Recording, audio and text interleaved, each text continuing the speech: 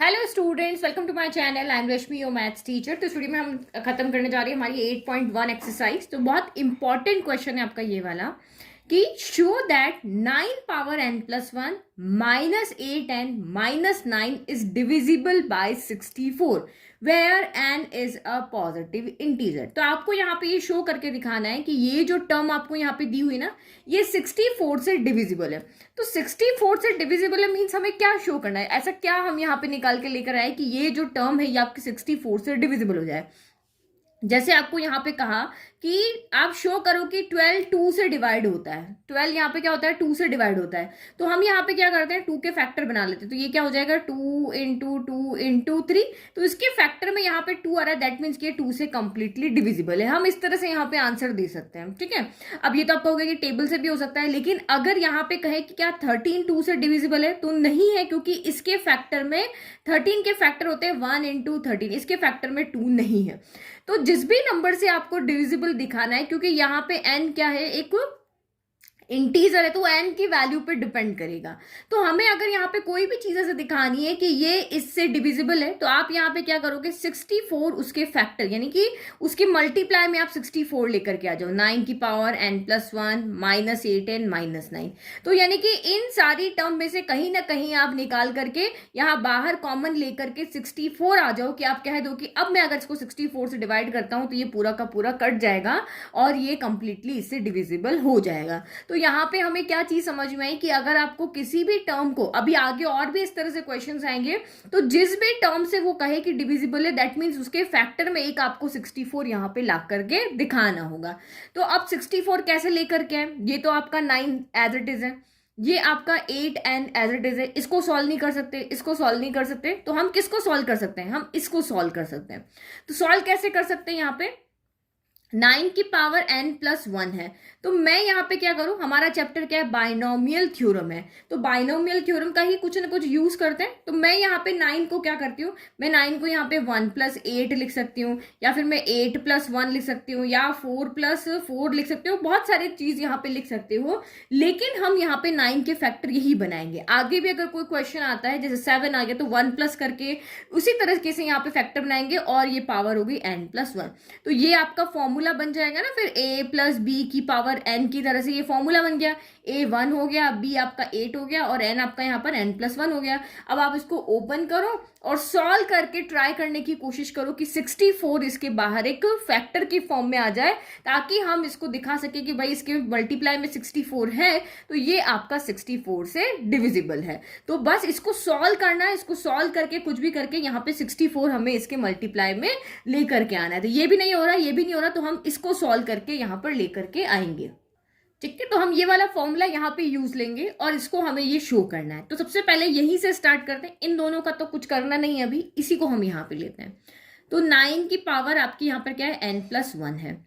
तो 9, क्योंकि हमें ये फॉर्मूला लगाना है, इसको इस तरह से इस फॉर्मूले से इसको एक्सपांड करना है, तो 2 टर्म होनी चाहिए। तो इसीलिए 9 को मैं यहाँ पे क्या लिख रही हूँ, 1 प्लस 8 लिख रही हूँ। मैं आगे आपको एक्सप्लेन करूंगी 1 प्लस 8 ही क्यों ले रहे हैं हम, 8 प्लस 1 क्यों नहीं ले रहे हैं, या और कोई चीज यहाँ पे क्यों नहीं ले रहे हैं। तो आप यहाँ पे देखो, आपको 64 लेकर के आना है, और हमें पता है कि 8 का स्क्वायर कितना होता है, 64 होता है। तो 8 की टर्म आएगी तभी तो 64 आएगा, तो 8 तो यहाँ पे रखना जरूरी है। तो अब 1 प्लस 8 ले सकते हो या 8 प्लस 1 ले सकते हो। तो हमने 1 प्लस 8 क्यों लिया, मैं आगे आपके बताऊंगी। तो ये क्या हो गया, 1 प्लस 8 की पावर n प्लस यहाँ पर 1 हो गया। हमने सिर्फ 9 को यहाँ पे किया। एक क्वेश्चन समझ लोगे ना, इसके सिमिलर बहुत सारे क्वेश्चन आप कर लोगे, ठीक है। अब अगर मैं इसको फॉर्मूले से कंपेयर करती हूँ, फॉर्मूले से कंपेयर किया तो a कितना है, यहाँ पर 1 है, b कितना है, यहाँ पर 8 है, और n कितना है, तो यहाँ पर n प्लस 1 है। n की जगह पे क्या है, फॉर्मूले से हम कंपेयर करें, n की जगह पे क्या है, यहाँ पर n प्लस 1 है। तो बस अब इसको ओपन करो। सबसे पहले आपका क्या होता है, एनसीआर होता है। तो एनसीआर की जगह n की जगह कौन है आपका, n प्लस 1।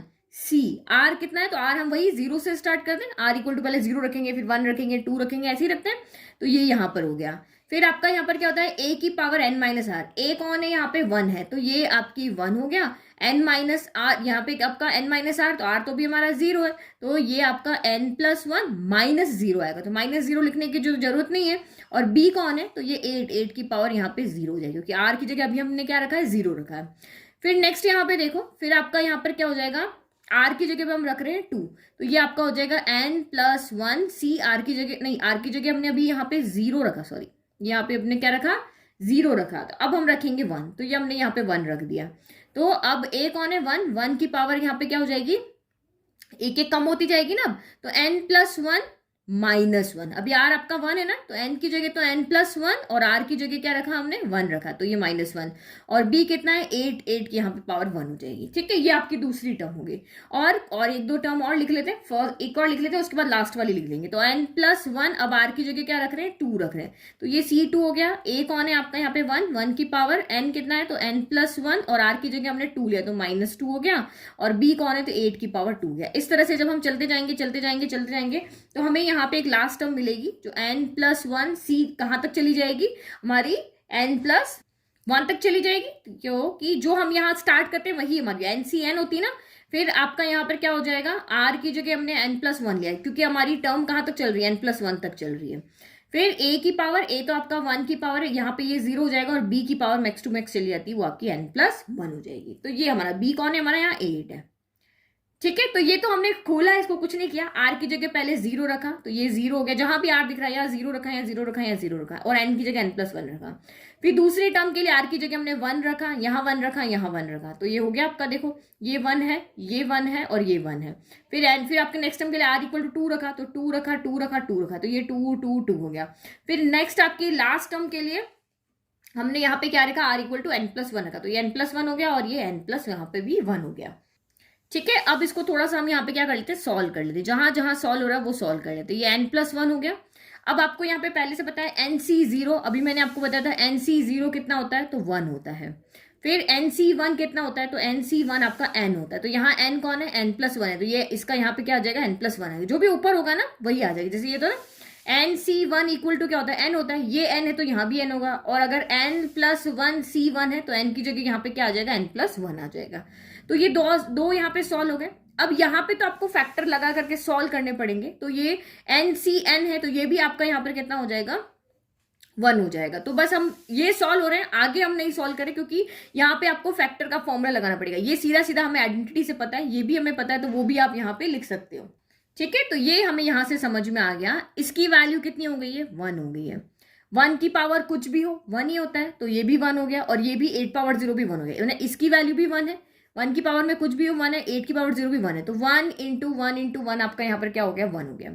फिर यहाँ पे देखो, इसके लिए यहाँ पे क्या आ रहा है, तो ये आपका प्लस हो गया, और n+1 C1 क्या आ जाएगा, मैंने अभी आपको बताया n+1 आएगा, तो ये n+1 आ गया।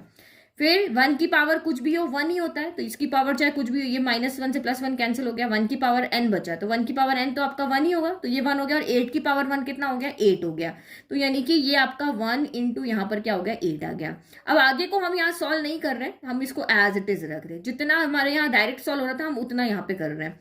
तो 1 की पावर तो कुछ भी हो वही रहेगा, तो ये यहाँ पे 8² यानी कि आपका 8² लिख लेना है। फिर इस तरह से आप यहाँ पे एक और टर्म लिखना चाहो तो वो भी लिख सकते हो। आगे वाली टर्म क्या आ जाएगी आपकी, n+1 C3 आ जाएगी, 2 की जगह अब 3 हो जाएगा, और यहाँ पे 8 की पावर 3 आ जाएगी, जहाँ 2 है तो यहाँ 2 है, यहाँ 3 है तो यहाँ 3 आ जाएगा, और ऐसे ऐसे हम आगे चलते रहे। और लास्ट टर्म लिख दो n+1 C n+1, 1 की पावर 0 1 ही होता है, तो 8 की पावर n+1 हो गया। ठीक है, अब आप यहाँ पे देखो, ये बिल्कुल बहुत सिंपल है, थोड़ा सा सॉल्व करने की बात है। तो ये 1 हो गया, फिर यहाँ पे 8 × 1 क्या हो गया, 8 हो गया। अंदर सॉल्व करो, इसको सिर्फ सॉल्व कर रहे हैं हम, और कुछ नहीं कर रहे, फॉर्मूला लगा लिया, अब से सॉल्व कर रहे हैं। तो 8 × 1 8 हो गया, 8 × n कितना हो गया, तो ये 8n हो गया। फिर 8 × 1 कितना हो गया, तो ये आपका यहाँ पर 8 हो गया। फिर प्लस n+1 C2 8² हो गया। फिर आपका यहाँ पर क्या हो गया, n+1 C3 8³ हो गया। आगे और लिखना चाहो तो n+1 C4 8 हो जाएगा, और ये रही आपकी last term n+1 C n+1 8 की पावर n+1 हो गया। तो आप यहाँ पे देखो, ये 8 और ये 1 मिलके क्या बन जाएगा, 9 बन जाएगा। तो 9 की पावर n+1 इक्वल टू 8+1 कितना हो गया आपका, 9 हो गया ना, तो ये 9 + 8n हो गया। तो ये आपका यहाँ पर हो गया n+1 C2 × 8²। फिर आपका ये हो गया n+1 C3 × 8³ हो गया, और इस तरह से आगे आगे चलते रहे, तो ये n+1 C n+1 8 की पावर n+1 हो गया। बस जैसे जैसे हमें सॉल्यूशन मिल रहा है हम वैसे वैसे करते जा रहे हैं। तो अब एक चीज यहाँ पर देखो हमें इसको टर्म को, इस वाली टर्म को 64 से डिविजिबल बताना था। हम ये वाली टर्म लेकर के चले, इस 3 टर्म को हमें 64 से डिविजिबल बताना है। तो आप यहाँ पे देखो, ये 9 की पावर n+1 है। अगर मैं 9 को उधर ले जाऊं, 8n को उधर लेके चले जाऊं, तो ये यहाँ पे क्या बन जाएगा, ये एज इट इज टर्म यहाँ पे बन जाएगी 9 की power n+1 minus 8n minus n बन जाएगी यहाँ पे, क्योंकि यहाँ पे 8 स्क्वायर है, यहाँ है, आगे चल के भी है, लेकिन इन दोनों के पास नहीं है। तो इन दोनों को मैं जैसे ही उधर भेजूंगी, हमारी ये की ये टर्म यहाँ पे क्या होगी, बन जाएगी। तो ये देखो 9 की पावर n+1, 8n उधर गया, माइनस का 8n, 9 उधर गया, माइनस का 9 हो गया, और इधर क्या बचा, n+1c2 इंटू 8 स्क्वायर, ये बचा आपका n+1c3 इंटू 8 क्यूब बचा, और ये चलते गए n+1c n+1 बचा 8 की पावर n+1। तो अब यहाँ पे देखो, ये टर्म इस टर्म के क्या है, इक्वल है, मतलब जो इसके फैक्टर होंगे वो यहीं पे होंगे। 20, अगर ये 24 है तो ये भी 24 है, अगर ये 64 है तो ये भी 64 है, दोनों आपस में इक्वल है ना। अगर ये मैंने दिखा दिया कि 64 से डिविजिबल है, तो ये तो हो गई भाई, इक्वल का रिलेशन यहाँ पे लग रहा है। ये जिस नंबर से डिवाइड होगा, ये भी उसी नंबर से डिवाइड होगा, ये आपका यहाँ पे हो गई ना।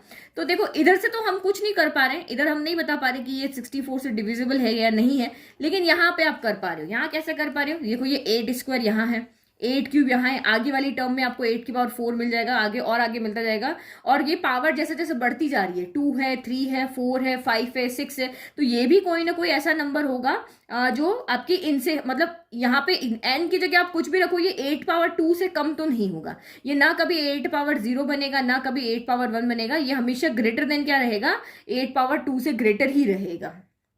ठीक है, तो इसका मतलब हम इन सारी टर्म में से 8 पावर 2 जो मिनिमम टर्म है उसको हम कॉमन ले सकते हैं। ये सबसे छोटा है ना यहाँ पे, इसके बाद सारे आपको बड़े मिलेंगे, तो हम यहाँ पे 8 स्क्वायर को क्या कर सकते हैं, कॉमन ले सकते हैं ना भाई। ये 8 पावर 2 यहाँ भी है, आगे भी होगा, चलते तो लास्ट टर्म में भी 2 8 तो होंगी, 2 होंगी तभी तो 64 बनाएंगे। तो फिर यहाँ पे क्या बचा आपका, n+1c2 बचा, आपका यहाँ पे n+1c3, 2 बाहर हम ले चुके हैं तो 1 बचा है। तो बस ऐसे चलते जाएंगे, लास्ट टर्म में n+1c n+1 बचा।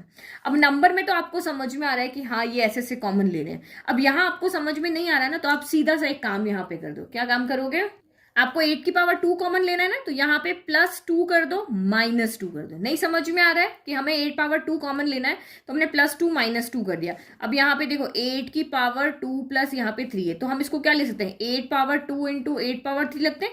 जब बेस सेम होते तभी तो आपकी पावर ऐड होती है, 8 पावर 2 इंटू 8 पावर 3 होगा, तभी तो ये पावर 2 + 3 हुई है। अब यहाँ पे पावर n है, +1 है, फिर +2 है, फिर -2 है, तो हम इसको ऐसे लिखेंगे, तो 8 पावर 2 तो बाहर आ गया। अब बचा कौन यहाँ पे, तो ये यहाँ देखो 8 की पावर n +1 +2 -2 है। तो एक बार इसको सॉल्व कर लो, हमें 2 तो यहाँ पे चाहिए, तो ये 2 हो गया, n हो गया, फिर आपका 2 हमें चाहिए, इसको कुछ नहीं करेंगे, 2 में से 1 गया तो माइनस का 1 बचा, और ये यहाँ पे +2 है, तो हम इसको ऐसे लिख सकते हैं 8 की पावर n-1 इंटू 8 की पावर 2, ऐसे लिख सकते हैं। ये हम बाहर ले लेंगे और ये बच गया सॉल्व करके। ठीक है, तो ये यहाँ पे आपका कितना हो जाएगा, 8 की पावर n-1 हो जाएगा। तो बस ये इसके इक्वल है, ये वाली टर्म इसकी इक्वल थी, हमने इसमें से 8 स्क्वायर को कॉमन ले लिया, तो दैट मीन्स अब 8 स्क्वायर को सॉल्व कर दो 64, दैट मीन्स ये टर्म के फैक्टर में हम 64 लेकर के आ गए, दैट मीन्स कि ये 64 से कंप्लीट डिविजिबल है। ओके, तो हम लिख लेंगे which is the multiple of 64, ये जो है वो 64 का मल्टीपल है, दैट मीन्स ये 64 से कंप्लीट क्या है, डिविजिबल है। बस हमें फैक्टर निकाल के लाना, तो ऐसे निकाले। अब देखो ऐसा कोई भी क्वेश्चन आता है, यहाँ पर कुछ भी हो सकता है, 9 की जगह पे कोई भी नंबर हो सकता है, आपको सिर्फ वहां पे देखना है कि किसके अंदर पावर है, उसकी पावर को आपको यहाँ पे सॉल्व करना है। अब मैंने आपको कहा था कि मैं बताऊंगी, अब मैंने 1 + 8 ही यहाँ पे क्यों लिया, क्योंकि मुझे यहाँ पे 8 की पावर यानी 64 चाहिए, तो 64 क्या होगा, 8 का स्क्वायर होगा। तो अगर मैं यहाँ पे 8 + 1 लेती, तो ये आपके यहाँ पे 8 में पावर की फॉर्म में कौन आता है, n आता, तो पावर को हम थोड़ी ना सॉल्व कर सकते हैं। यहाँ पे अगर मैं 8 यहाँ लिखती और 1 इधर लिखती, अगर ये मेरा इस तरह से होता है 8 + 1 की पावर n+1, तो a की जगह कौन आता है, a की जगह आपका 8 आता, तो 8 आता, तो फिर यहाँ पे क्या होता है, n+1 होता, फिर 8 की पावर यहाँ पे n होता, फिर यहाँ 8 की पावर में, मतलब पावर में उसके n चलता, कोई नंबर नहीं चलता, तो नंबर नहीं चलता और पावर चलती, तो हम कैसे उसको सॉल्व करते, इसको आप सॉल्व कर पाते क्या, ये तो 1 हो जाता, 1 की पावर 0, 1 की पावर वन की पावर 2 हो जाता, तो ये तो सॉल्व हो जाता, लेकिन पावर में हम नहीं बता सकते थे कि हम यहाँ पे 8 को कॉमन ले पाएंगे या नहीं ले पाएंगे। तो हमें पता है कि जो ये वाली पावर है ना वो a के ऊपर चलती है, ये वाली देखो n जो होगा ना, जो भी यहाँ पे पावर है वो किसके ऊपर चलती है, n के ऊपर चलती है। r तो हमेशा नंबर की फॉर्म में चलता है, 0 रखना है, फिर 1 रखना है, फिर 2 रखना है, फिर 3 रखना है। तो ये वाला जब भी होगा तो हमें जब सोल्यूशन में डिविजिबल निकालना है तो वो नंबर जो भी होगा वो हम b लेंगे। a की जगह पे आप यहाँ पे क्या लोगे, 1 लोगे, क्योंकि 1 की पावर में n कुछ भी हो वो हमेशा आंसर 1 ही आएगा। तो ये इसी का तरीका है इसको सॉल्व करने का, इसीलिए हमने यहाँ पे कोई दूसरे नंबर नहीं, जैसे 4+4 नहीं लिया या 5+ आपने यहाँ पे 4 नहीं लिया, इस तरह से हमने यहाँ पे 4+5 नहीं लिया, या फिर हमने 6+3 नहीं लिया। क्यों नहीं लिया? क्योंकि 1 जो है वो पावर को पूरा यहाँ पे खत्म कर देगा और 8 की सोल्यूशन हमें यहाँ से मिल जाएगा। तो इसीलिए हमने यहाँ पर 1+8 को लिया है। तो अभी कोई भी क्वेश्चन है, अब यहाँ पे 6 आ जाए तो 1+ आप यहाँ पे क्या लोगे, किसी और से डिविजिबल बता देना भाई, यहाँ पे और भी कोई नंबर हो, तो इस तरह से आपको यहाँ पे उसी के फैक्टर की फॉर्म में यहाँ पर पे लेना है और आप सारे क्वेश्चन कर पाओगे। आप एक दो है ना ये आर डी शर्मा की बुक है या ऐसी कोई बुक है, उसमें से एक दो क्वेश्चन निकाल के आपको प्रैक्टिस करो, तो ये साथ का साथ आपका प्रैक्टिस हो जाएगा। बस एक बार ओपन करना है, सॉल्व करते जाना है, हमेशा यहाँ से जो 2 टर्म होगी वो उधर जाएगी और बचे हुए में से फैक्टर निकलेगा ही निकलेगा। यही पैटर्न रहेगा इस क्वेश्चन का।